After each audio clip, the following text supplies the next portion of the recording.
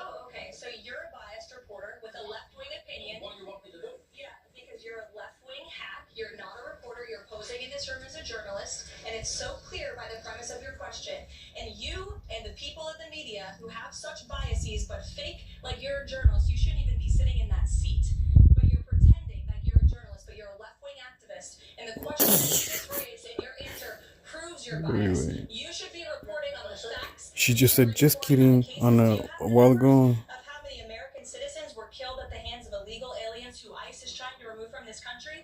I bet you don't. I bet you didn't even read up on those stories. I bet you never even read about Laken Riley or Jocelyn Nungray or all of the innocent Americans who were killed at the hands of illegal aliens in this country. And the brave men and women of ICE are doing everything in their power to remove those heinous individuals and make our communities safer. And shame on people like She just said, just kidding. who have a crooked view and have a biased view and pretend like Because once you say just kidding once, you gotta say it in every end of your sentence. I wanted to ask first, just if you can say, how close was the president to potentially launching strikes last night, and was it the Gulf states that convinced him not to do that, as some in the region there have said?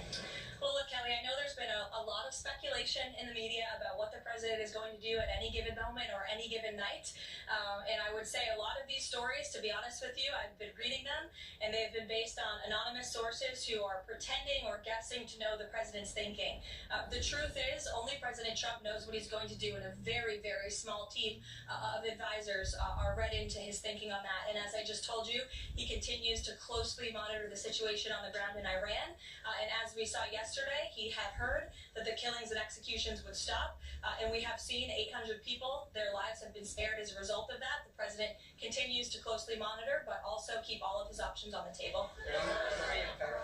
Caroline, two separate questions. On the Machado meeting first, what is it that the president feels that he needs to hear from her or from the opposition party that he hadn't heard prior to today, or he wanted to hear in the meeting, to be able to convince him to commit to some sort of a timeline for elections? I'm not sure the president is going into such the meeting with expectations like you just laid out, Fran. I don't think he needs to hear anything from Ms. Machado. I think generally this is a meeting that the president was willing to take and willing to accept, to meet Ms. Machado in person and to just have a frank and positive discussion about what's taking place in Venezuela. That's all.